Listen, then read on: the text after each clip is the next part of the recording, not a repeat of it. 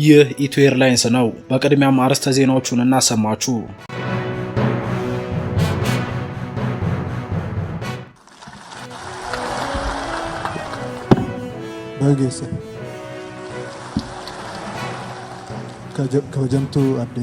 የኦሮሚያ ክልል ርዕሰ መስተዳደር አቶ ሽመልስ አብዲሳ የማይንበረከክ ህዝብ መሆናችንን በተጨባጭ አሳይተናል ሲሉ ያልተጠበቀ አነጋጋሪ ንግግር አደረጉ። ይህ የርዕሰ መስተዳደሩ ንግግር የብልጽግናው ባለስልጣናት ሰሞኑን እያስተጋቡት ካለው የመከላከል ንግግር ጋር ተመሳሳይ ሆኗል። ጠቅላይ ሚኒስትሩም ኤርትራም ሱዳንም ቢመጡ አታሰጉንም ካሉ በኋላ ፊልድ ማርሻል ብርሃኑ ጁላና ሌሎችም ጀነራሎቻቸው በተመሳሳይ አታሸንፉንም የሚለውን ቃል ደጋግመውታል። ከ8 ዓመታት ሙሉ የስልጣን የበላይነት በኋላም አሁንም ድረስ አታንበረክኩንም በሚል የፍርሃትና የመከላከል ስሜት ውስጥ መገኘት ምን ማለት ነው? ከዓመታት በፊት በሰበሩን ቦታ ሰበርናቸው፣ ያልቻልነውን አደናገር ነው የሚሉት አቶ ሽመልስ ዛሬ ለምን ራሳቸውን የኦሮሞ ህዝብ ብቸኛ ጠባቂ አድርገው ማቅረብ አስፈለጋቸው? በውስጥ አመራሩ ላይስ ለምን በቂ ሀብትና ገንዘብ ከህዝብ ላይ አልሰበሰባችሁም? ጋሸና፣ ሲርናና ቡሳ ጎንፋ የት ደረሱ? በሚል የሰነዘሩት ወቀሳስ በክልሉ አስተዳደር ውስጥ ያለውን ከፍተኛ ክፍተት የሚያሳይ ነው ተብሏል። ዝርዝሩን ይዘናል። በትግራይና በፌዴራሉ መንግስት መካከል ያለው የቃላት ጦርነት ወደ ታሪክ አተረጓጎም ተሸጋግሯል። የህወሓቱ ሊቀመንበር ዶክተር ደብረጽዮን ገብረ ሚካኤል ጠቅላይ ሚኒስትር አብይ አህመድ የታሪክ ክፍተቶችን ለፖለቲካ ትርፍና ለስልጣን ማቆያነት እየተጠቀሙበት ነው ሲሉ በጽኑ ከሰዋል። ጠቅላይ ሚኒስትሩ በደብረ ማርቆስ አየር ማረፊያ ምርቃት ላይ አጼ ዮሐንስ በጎጃም ህዝብ ላይ ያደረሱትን ግፍ በማንሳት የተናገሩት ንግግር በህዝቦች መካከል ክፍፍል ለመፍጠር የታለመና ከሀገር መሪ የማይጠበቅ ኃላፊነት የጎደለው ተግባር ነው ሲሉ የፕሬዝዳንቱ ቢሮ በመግለጫው ኮንኗል። መግለጫው አጼ ዮሐንስን የሀገሪቱን አንድነትና ፌዴራላዊነትን ያስጠበቁ መሪ አድርጎ በመሳል በአማራና በትግራይ ህዝቦች መካከል ያለውን ዘመናዊ ትስስር ለመበጠስ የሚደረገው የፖለቲካ አካሄድ በአስቸኳይ ሊቆም እንደሚገባ አሳስቧል። ሌላኛው መረጃችን ነው። በሌላ በኩል ህወሓት ባወጣው አስቸኳይ መግለጫ ታግለ ከማሸነፍ በስተቀር አማራጭ የለም የሚል ማስጠንቀቂያ ሰጥቷል። ድርጅቱ የፌዴራል መንግስቱ የትግራይ ወጣቶችን በማታለል ወደ መከላከያ ሰራዊት እያስገባና በማጎሪያ ካምፖች ለረሃብና ለበሽታ እያጋለጠ ነው ሲል ከሷል። በመሆኑም ከትግራይ ውጭ ያሉ ወጣቶች በአስቸኳይ ወደ ቀያቸው ተመልሰው የትግራይን ሁሉና ለመጠበቅ እንዲታገሉ ጥሪ አቅርቧል። መንግስት በትግራይ ህዝብ ላይ የዘር ማጥፋት እቅድ እየፈጸመ ነው የሚለው ህወሓት የትግራይ ህዝብ አሁን ካለበት አስከፊ የረሃብና የበሽታ ስቃይ ሊወጣ የሚችለው በትግል ብቻ ነው የሚል ጠንካራ አቋም ይዟል። ዝርዝሩን ይዘናል። እነዚህ የሀገሪቱን ፖለቲካዊ መልክዓ ምድር የሚቀይሩ ክስተቶች ወዴት ያመሩ ይሆን? ውድ ተመልካቾቻችን እነዚህን ጉዳዮች በዝርዝር እንዳስሳቸዋለን። ያላችሁን አስተያየት በኮሜንት መስጫው ላይ አስፈሩልን። ቻናሉን ሰብስክራይብ በማድረግና የደወል ምልክቱን በመጫን ቤተሰብ ይሁኑ። እስከ ፍጻሜው አብራችሁ ቆዩ ያለን ወደ ዝርዝሩ አለፍን።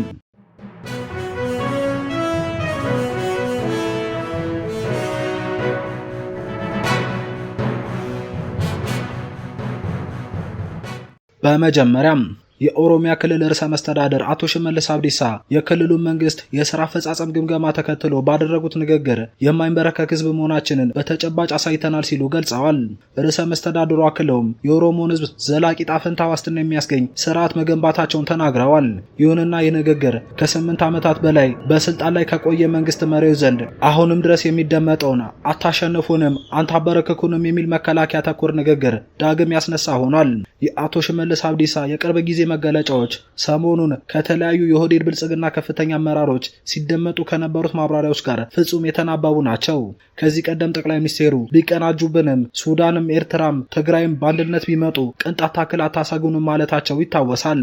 በተመሳሳይ ፊልድ ማርሻል ብርሃኑ ጁላ አገሪቱ በውስጥና በውጭ ኃይሎች ሳቢያ በእርስ በርስ ግጭትና መናወጥ ውስጥ መሆኗን አምነው ጠላቶቻችን ግን አይሸነፉንም ማለታቸው ይታወሳል።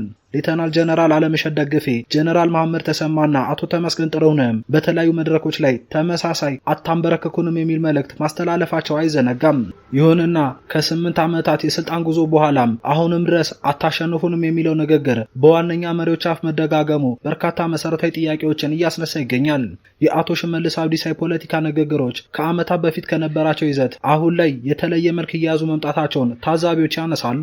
ከዓመታት በፊት በሰበሩን ቦታ መልሰን የተሰባበርናቸው። ይህንን የሰበርነውን አካል ደግሞ አባይን ተሻክረን የቻልነውን አሳመንን ያልቻልነውን ደግሞ አደናገርን በማለት የሚታወቁት ርዕሰ መስተዳደሩ በአሁኑ ወቅት ንግግራቸው ወደ መከላከልና አታንበረከኩንም ወደሚል ጎራ አዙረውታል። የክልሉን የሥራ ግምገማ ተከትሎ ባደረጉት ንግግርም ልክ የላይኛው አመራር ራሱን ከጠቅላላ ኢትዮጵያ ሕዝብ ጋር አቆራኝቶ እንደሚያቀርበው ሁሉ እርሳቸውም ራሳቸውንና አመራራቸውም የኦሮሞ ሕዝብ ወኪል በማድረግ እንዲህ ብለዋል። ይህ ሕዝብ መሪ እንዳለው መቼም እንደማይበረከክና ለእውነቱ እስከ መጨረሻው እንደሚታገል በተጨባጭ አሳይቷል። አሁን ለሚመጡት 5 ዓመታት የሚሆነውም ይኸው ነው። ኦሮሚያን ቀይረናል። ከዚህ በላይ ግን ብዙ ይቀረናል። ያቆምነው ስርዓት ሳይደክም በመስራቱ ነው የኦሮሞ ሕዝብ ጣፈንታን መጠበቅ የተቻለው ብለዋል። ርዕሰ መስተዳድሩ የውጭ ኃይሎችን በመከላከል ላይ ያተኮረ ንግግር ቢያደርጉም በትላንቱ መድረክ ግን ወደ ውስጥ በመመልከት በአመራሩ ላይ ጠንከር ያለ ወቀሳ ሰንዝረዋል። በተለይም አመራሩ ከህዝብ ላይ በቂ ገንዘብና ሀብት አለማሰባሰቡን በመጥቀስ እንደ ጋቸና ሲርናና ቡሳ ጎንፋ ያሉ ታሪካዊና ማህበራዊ ተቋማትን አሰራር በሚመለከት አመራሩን ተጠያቂ አድርገዋል። እነዚህን ተቋሞቻችንን የታደረሳቸዋቸው ሲሉም በቁጭት ጠይቀዋል። ይህ የርዕሰ መስተዳደሩ ንግግር በአንድ በኩል አንበረከከም የሚል የጥንካሬ መልእክት ለማስተላለፍ የሞከረ ቢሆንም በሌላ በኩል ግን በውስጣዊ አፈጻጸም ላሉ ክፍተቶችንና ጫናዎችን ፍንጭ የሰጠ ሆኖ አሳልፏል። ጠቅላይ ሚኒስትሩ የታሪካዊ ክፍተቶችን ለፖለቲካ ትርፍ እየተጠቀሙበት ነው ሲሉ የህወሓቱ ሊቀመንበር ዶክተር ደብረጽዮን ከሰሱ። ጠቅላይ ሚኒስትር አብይ አህመድ ደብረ ማርቆስ አየር ማረፊያ ሊያስመረቁ በተገኙበት ወቅት አጼ ዮሐንስ የጎጃም ህዝብ ላይ ያደረሱበትን ግፍ መቼም እንደማይረሳው መናገራቸው በታሪክ ውስጥ የተፈጸሙ ውርለቶችን እየመዘዙ በመጠቀም ለፖለቲካ ትርፍ እየተጠቀሙበት በመሆኑ ከአንድ ሀገር መሪ የማይጠበቅና በህዝቦች መካከል ልዩነትን ለመፍጠር የሚደረጉ ጥረቶች መቆም አለባቸው ሲሉ ደብረጽዮን አሳስበዋል። ጠቅላይ ሚኒስትር አብይ አህመድ በተለያዩ ጊዜያት ያደረጓቸው ንግግሮችን በመጥቀስ በህዝብ ዘንድ መከፋፈልን የሚፈጥሩ ናቸው ያሉ ሲሆን ይህንንም ተከትሎ በዛሬው ዕለት የክልሉ ባህልና ቱሪዝም ቢሮ ባወጣው መግለጫ የሀገሪቱ መሪ የታሪክ ጉድለቶችን ለስልጣን ማቆያለትና ለፖለቲካ ትርፍ እየተጠቀሙበት ነው ሲል ወቀሳውን ሰንዝሯል። የፕሬዝዳንቱ ቢሮ ባወጣው ይፋዊ መግለጫ ጠቅላይ ሚኒስትር አብይ አህመድ በቅርቡ የደብረ ማርቆስ አየር ማረፊያ ምርቃትን አስመልክተው ባደረጉት ንግግር እንደዚሁ ቀደም ሲል በ2013 ዓ.ም ከደሴ ማህበረሰብ ጋር በነበራቸው ውይይት በአፄ ዮሐንስ አራተኛ የንግስና ዘመን በጎጃምና በወሎ ህዝቦች ላይ የደረሱ ታሪካዊ ክስተቶችን ያነሱበት መንገድ በህዝቦች መካከል ልዩነትን ለመፍጠር ያለመ ነው ብለውታል። አክሎም ይህ አይነቱ የታሪክ አተረጓጎም የአገርን አንድነት ከማምጣት ይልቅ ክፍፍልን የሚፈጥርና ከአንድ የመንግስት መሪ የማይጠበቅ ኃላፊነት የጎደለው ተግባር ነው ሲልም ኮንኗል። እንደ ቢሮ መግለጫ ከሆነ አጼ ዮሐንስ አራተኛ በአጼ ቴዎድሮስ ተጀምሮ ያልተጠናቀቀውን ፌዴራላዊነት የጠበቁ ናቸው ብሏል። አክሎም ሀገሪቱ ወደ መበታተን አደጋ አምርታ በነበረችበት ወቅት የፌዴራላዊ አስተዳደር ስርዓትን በመከተል የአገርን አንድነት የጠበቁና የህዝቦችን የአገርን ፍቅር ስሜት ያሳደጉ መሪ ናቸው ሲል አትቷል።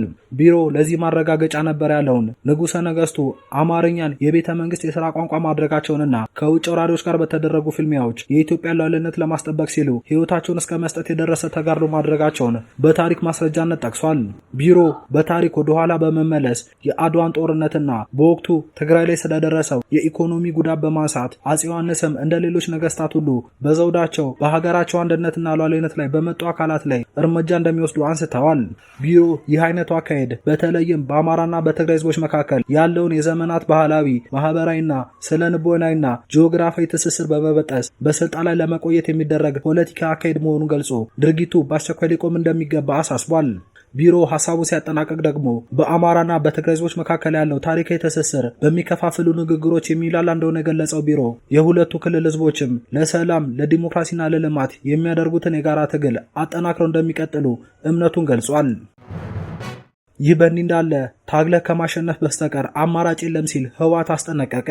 መንግስት ከተለያዩ የትግራይ አካባቢዎች ወጣቶችን በማታለል ከክልሉ እንዲወጡ እያደረገ መሆኑን በምርጫ ቦርድ ህጋዊ እውቅና የተነፈገውና በኃይል ስልጣን የተቆጣጠረው ህወሓት ባወጣው መግለጫ የፌዴራል መንግስቱ ከተለያዩ የትግራይ ክልል አካባቢዎች ወጣቶችን በማታለልና ከተለያዩ የትግራይ አካባቢዎች እንዲወጡ በማድረግ ወደ መከላከያ ሰራዊት እያስገባ መሆኑንና በማገራ ካምፖች ለረሃብና ለበሽታ እያደረጋቸው መሆኑን ገልጿል።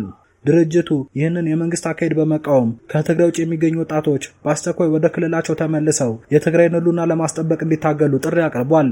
እንደ ህወሓት መግለጫ በአሁኑ ወቅት በአዲስ አበባና በሌሎች የኢትዮጵያ ከተሞች የሚገኙ የተታለሉ የትግራይ ወጣቶች የመንግስት ተቋማት ኢላማ ሊሆኑ እንደሚችሉ ስጋት አለ ብሏል።